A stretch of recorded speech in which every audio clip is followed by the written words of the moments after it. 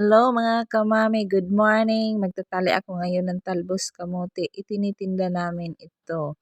Isa rin ito sa ating pwedeng pagkakitaan kapag tayo ay nagtitinda ng isda. Kailangan mayroon tayo nitong itinitinda kasi ito ang mga inahalo ng mga Bicolano sa kusido. Kusido ang masarap na luto ng isda na may sabaw at maraming kalamansi. Nakita din kami nito kahit paunti-unti at least nakakatulong. Siyempre nakakadagdag kita sa atin sa araw-araw. Sa ubos kamote o talbos ng kamote ay talagang mayroon din kaming kinikita kahit maliit lang na pwede na rin makatulong o makadagdag sa aming kita. Relate talaga dito mga mami, yung mga kapwa ko nagtitinda ng isda.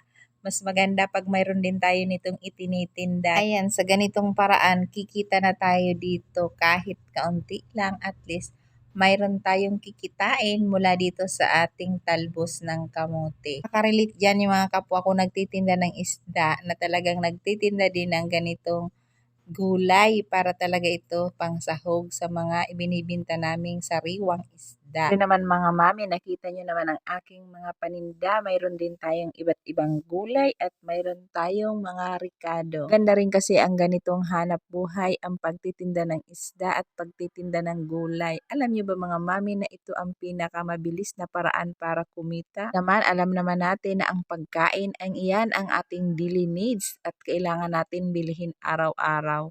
At hindi natin yan pinagsasawaan dahil kailangan talaga nating kumain. At ang maganda dyan ay nakakatulong tayo sa ating mga customer na makatipid na rin sila at hindi na sila pupunta sa palengke.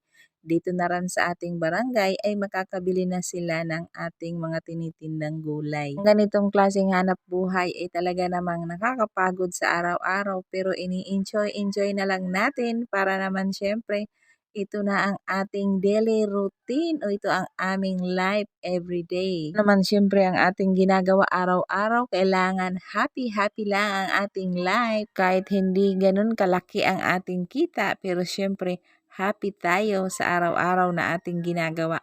Yun lang ay malaking tulong na yun sa atin. At syempre sa ating kapwa, kaya naman sa aking mga kapwa nagtitinda ay talaga naman alam ko na pagod kayo dyan.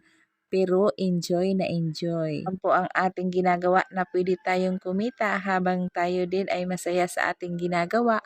Ay tuloy-tuloy lang po tayo dyan mga kamami para tuloy-tuloy din ang ating blessing na natatanggap mula kay Lord. Huwag kalimutan mag-share ng blessing sa ating kapwa. Salamat sa inyong panonood. God bless you all.